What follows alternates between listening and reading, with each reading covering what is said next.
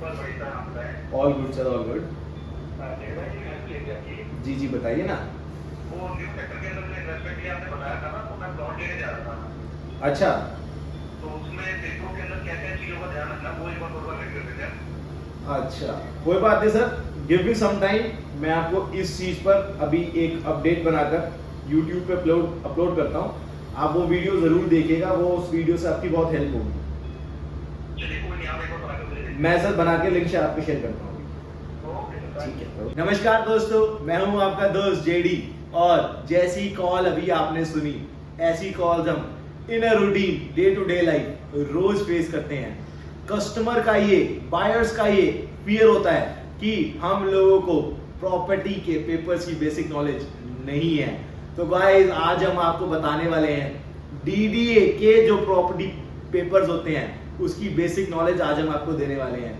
तो गाइस, मेरे साथ इस वीडियो में एंड तक जुड़े रहिए। और अगर अभी तक आपने मेरा चैनल सब्सक्राइब नहीं किया है तो जल्दी से सब्सक्राइब करिए, बेल आइकन दबाकर ऑल में क्लिक करिए। और अगर आपको मेरी वीडियो अच्छी लगे तो इसे ज्यादा से ज्यादा शेयर कीजिए। गाइस, जब भी बायर बाजार में, मार्केट में कोई भी प्रॉपर्टी लेने जाते हैं तो बहुत सारे फ्रॉड्स, बहुत सारे मिसकंसेप्शंस, बहुत सारी प्रॉब्लम्स बायर को फेस करनी पड़ती हैं।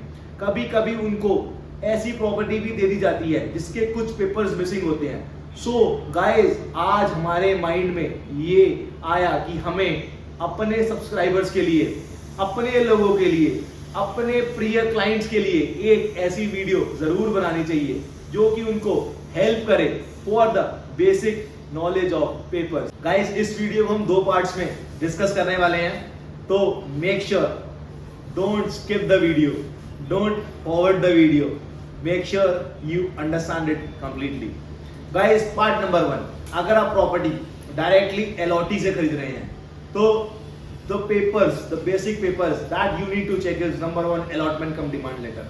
जब भी आपका लकी ड्रॉ के अंदर नाम निकलता है रोहिणी रेजिडेंशियल स्कीम 1981 के अंदर, तो आपके घर में एक अलॉटमेंट कम डिमांड लेटर आता है जिसमें जो भी प्लॉट नंबर आपको इशू हुआ विद पॉकेट एंड सेक्टर और किस डायमेंशन का प्लॉट आपको मिला उसके अंदर मेंशन होता है with name and address, plus उसके अंदर सारी पेमेंट शेड्यूल लिखा होता है कि आपको इस प्लॉट के अगेंस्ट कितनी पेमेंट कितने टाइम में किस अकाउंट में जमा करानी है। तो that is being given in allotment cum demand letter. The second required paper is all the payment receipts. आपने उस प्लॉट के अगेंस्ट जो भी डीडीए के अकाउंट में पेमेंट जमा कराई है उसका बैंक चलान या पेमेंट स्लिप या बैंक स्टेटमेंट या कोई भी एक नेसेसरी रिसिप्ट जो आपको पेमेंट डिपॉजिट कराते टाइम मिली है उसकी सारी कॉपीज होना भी एक इंपॉर्टेंट पेपर है।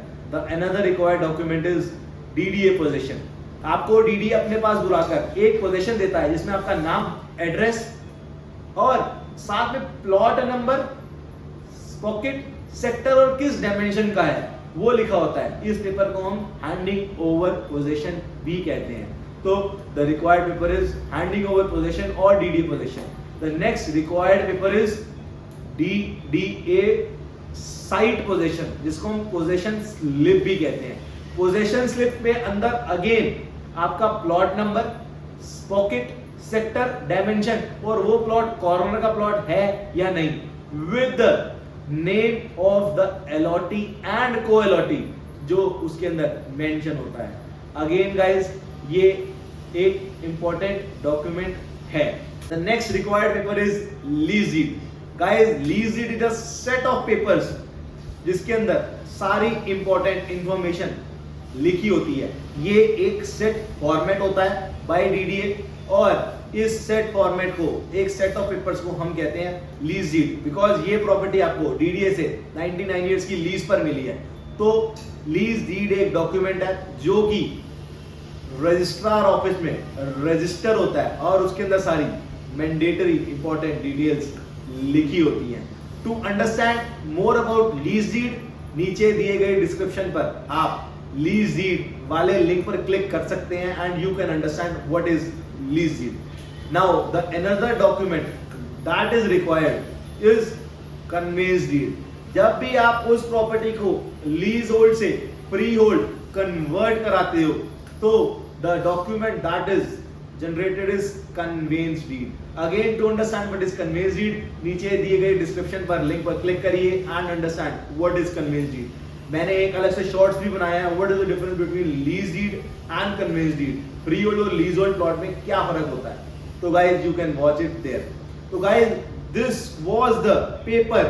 आजकल इन्हीं पेपर्स के साथ एक अगेन इंपॉर्टेंट पेपर जो कि मार्केट के अंदर बहुत इंपॉर्टेंट रोल प्ले कर रहा है, बिकॉज अभी रिसेंटली डीडीए ने पॉलिसी निकाली थी जिसके अंदर ये बताया गया था कि जिन जिन लोगों की एफडीआर जमा नहीं है वो लोग अपना कोई भी डीडीए वर्क नहीं करवा सकते. DDA work like position, DDA position slip, lease, freehold नहीं करवा सकते. That was the policy newly made by DDA. तो guys, FDR original deposit in the DDA होना is important और उसकी फोटोकॉपी अपने पास डिपॉजिटर कॉपी होनी again is very important. Guys FDR अगर आपका 26 मीटर का प्लॉट है तो 750 रुपए की होगी. अगर आपका 32 मीटर का प्लॉट है तो 2000 रुपए की होगी. अगर 60 मीटर का प्लॉट है तो 5000 रुपए की एफडीआर फिक्स डिपॉजिट रिसिप्ट होगी. तो अगेन उसकी फोटोकॉपी होना भी बहुत जरूरी है. तो I recall if you are taking the property directly from allottee तो allotment cum demand letter, second is payment receipt, third is DDA position, fourth is DDA site position जो कि हम पोजीशन स्लिप भी कहते हैं. Next is lease deed and the last document is conveyance deed with the photocopy of FDR. Last में FDR भी एक important role play कर रहा है. बंद कर. अभी तक जो हमने डिस्कस किया अगेन वो पार्ट था when the allottee was alive. अब हम इस अलॉटी वाज अलाइव के केस को भी दो पार्ट्स में डिवाइड कर रहे हैं. अगर लीज तक अलॉटी अलाइव है, उसकी डेथ नहीं होती तो डायरेक्टली फ्री होल्ड होगा.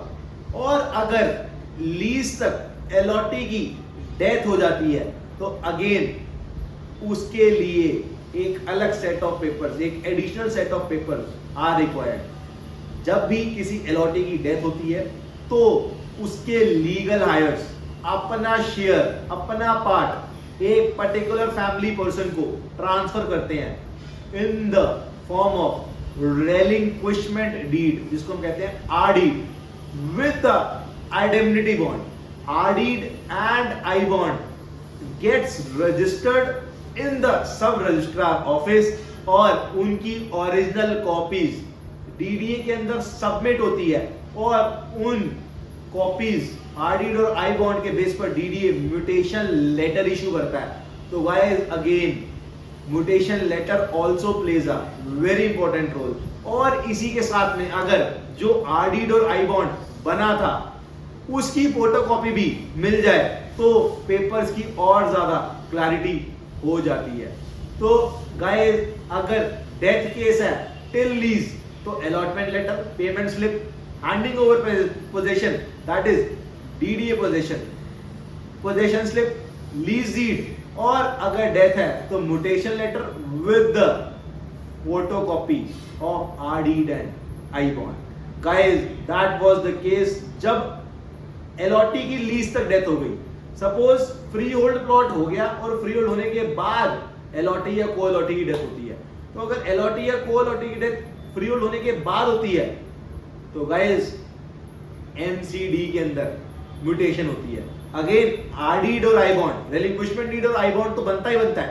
इसी के साथ में एक म्यूटेशन जो होती है वो डीडीए के अंदर नहीं होती, वो एमसीडी के अंदर होती है. बिकॉज जब प्लॉट आपका फ्री होल्ड हो गया तो डीडीए का रोल उस प्लॉट से खत्म हो गया.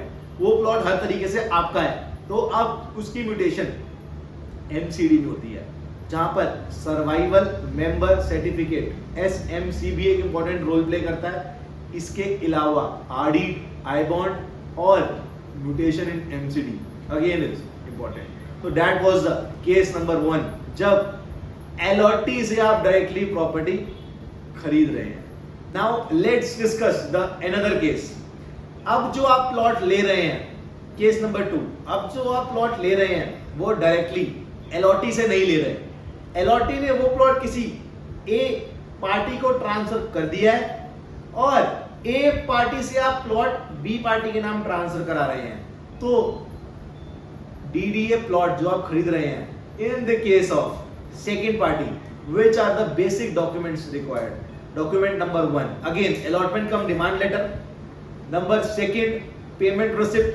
Number 3, DDA possession, जिसको हम handing over possession भी कहते हैं. Number 4, possession slip, जिसको हम site possession भी कहते हैं, DDA site possession. Number 5, lease deed. And number 6, conveyance deed. इसके साथ कॉपी ऑफ FDR, 26 मीटर का प्लॉट है, 26 मीटर का तो 750 रुपए की FDR slip, fix deposit receipt. अगर 32 मीटर का प्लॉट है तो 2000 रुपए की फिक्स डिपॉजिट रिसिप्ट, और 60 मीटर का प्लॉट है तो 5000 रुपए की फिक्स डिपॉजिट रिसिप्ट के साथ में जो अलॉटी ने प्लॉट ट्रांसफर किया था, फ्री होल्ड प्लॉट ट्रांसफर किया था टू द ए, एंड ए ने प्लॉट ट्रांसफर कर रहा है टू द बी. तो गाइस जो अलॉटी ने ए के नाम प्लॉट ट्रांसफर किया था उसका एग्रीमेंट टू सेल की वीडियो अगेन आप जाकर, सेल एग्रीमेंट जिसको हम सेल एग्रीमेंट भी कहते हैं, उसकी वीडियो आप नीचे डिस्क्रिप्शन में जाकर, शॉर्ट्स में जाकर समझ सकते हैं what is sale deed and what is sale agreement. तो again additional document add on हो जाएगा जिसको हम कहते हैं चेन. अलॉटी ने ए के नाम जो प्लॉट ट्रांसफर किया उसका जो रजिस्टर्ड डॉक्यूमेंट निकल के आया वो एक एड ऑन डॉक्यूमेंट हो जाता है in case of second party. और सपोज करो ए ने बी को किया, बी ने सी को किया, सी ने डी को किया, तो ये जितनी भी चेन बीच में आई, allottee to A to B, B to C to D, इन सबका agreement to sale agreement again plays a very important role. This was the case जब अलॉटी ने प्लॉट ट्रांसफर किया और प्लॉट फ्री होल्ड था. Now let's discuss the another part of this case कि allottee ने प्लॉट ट्रांसफर किया A को और transfer of plot happened in the leasehold case, कि लीज होल्ड प्लॉट ही अलॉटी ने ए को ट्रांसफर किया और ए ने वही प्लॉट बी को ट्रांसफर किया. तो इस केस के अंदर allotment letter, payment receipt, DDA position slip, lease deed, और लीज डीड के बाद जो प्लॉट अलॉटी ने ए को ट्रांसफर किया उस टाइम पर सेल एग्रीमेंट के साथ में, एग्रीमेंट टू सेल के साथ में general power of attorney with receipt and notary file. I repeat, अगर आप अलॉटी ने लीज होल्ड प्लॉट सेल किया ए को तो उस टाइम पे सारे डॉक्यूमेंट्स के साथ 3 डॉक्यूमेंट्स और एड ऑन हो जाएंगे जिनको हम कहते हैं agreement to sale, general power of attorney and receipt with notary file. ये डॉक्यूमेंट्स भी रोल प्ले करता है. और अगेन ए अगर बी को प्लॉट लीज होल्ड ट्रांसफर करेगा तो गाइस अगेन ए बी को जब ट्रांसफर करेगा तो सारे allotment letter, payment slip, DDA position slip, lease deed, और लीज डीड के बाद जो अलॉटी ने ए को ट्रांसफर किया प्लॉट उस टाइम पे ATS agreement to sale, GPA, receipt with notary file के साथ अब जो बी को प्लॉट ट्रांसफर होगा इस केस के अंदर भी दोबारा से ये 3 डॉक्यूमेंट्स बनेंगे. That is known as agreement to sale, GPA and receipt with notary file. अब सपोज करो बी तक प्लॉट गया, ए ओरिजिनल अलॉटी ने ए को बेचा, ए ने बी को बेचा, अब बी उस लीज होल्ड प्लॉट को फ्री होल्ड में कन्वर्ट कर रहा है, transferring rights of lease hold plot to free hold plot. तो अब जो डीडीए फ्री होल्ड प्लॉट को करेगा उस केस के अंदर जो भी रिक्वायर्ड डॉक्यूमेंट्स होंगे वो पूरी चेन डीडीए के अंदर सबमिट होगी and DDA will verify all the documents और फिर बी के नाम पर प्लॉट फ्री होल्ड होगा और बी के नाम पर कन्वेंस डीड इश्यू होगी. और उसके बाद बी के नाम फ्री होल्ड होने के बाद बी अगर प्लॉट ट्रांसफर करता है तो again 1 document will get generated, that is agreement to sale. तो एज सिंपल एज दैट, अगर प्लॉट लीज होल्ड है और लीज होल्ड प्लॉट किसी के नाम ट्रांसफर होता है तो 3 additional documents are required. That is sale agreement, GPA and receipt with notary file. और अगर फ्री होल्ड प्लॉट ट्रांसफर होता है तो sale agreement is the only required, और ये सारे document should be registered. Lease deed के बाद जो प्लॉट ट्रांसफर हो रहा है उस टाइम पर sale agreement and general power of attorney should be registered. Make sure it should be registered. So guys, that was all about the content that I tried to deliver to you. Hopefully मैं बहुत सारी चीजों की clarification दे पाया। अगर अभी भी mind में कोई डाउट है तो स्क्रीन पर फ्लैश हो रहे नंबर पर you can call your own JD भाई। आई होप मैं बहुत अच्छे तरीके से आपको समझा पाया। स्टिल अगर माइंड में कोई डाउट रह जाता है तो यू कैन कॉल जेडी भाई any time, because my motive is एक इंसान जब कोई भी प्लॉट या प्रॉपर्टी खरीदता है तो वो अपने हार्ड अर्न मनी को प्रॉपर्टी परचेज, प्लॉट परचेज में ट्रांसफर करता है, and he should buy a legal and ethical documents. Guys, many of the people in the market don't have the knowledge of property papers, so make sure to choose your good and strong realtor जिसको सारी knowledge हो। Your broker should have all the knowledge, because कई बार ऐसा होता है कि broker या आपके प्रॉपर्टी एजेंट को भी प्रॉपर्टी की इतनी नॉलेज नहीं होती प्रॉपर्टी पेपर्स की, because me myself in the career has seen many people don't have the property knowledge. So guys, for you it's important. बाकी कोई भी हेल्प चाहिए हो तो योर जेडी भाई is always there. Thanks for watching my video, thanks for all the love and thanks for all the support, thanks for being patient and watching this video till the end. और भी बहुत सारी knowledgeable videos हम आपके लिए बनाते रहेंगे। Guys, अगर अभी तक आपने मेरा चैनल सब्सक्राइब नहीं किया है तो जल्दी से सब्सक्राइब करिए, बेल आइकन दबाकर ऑल पर क्लिक करिए, और अगर आपको मेरी वीडियो अच्छी लगे तो इसे ज्यादा से ज्यादा शेयर कीजिए। दोस्तों, फिर मिलेंगे एक बहुत ही जल्द इन्वेस्टमेंट प्लान, बिल्डर फ्लोर और एक नई नॉलेज के साथ। हर हर महादेव।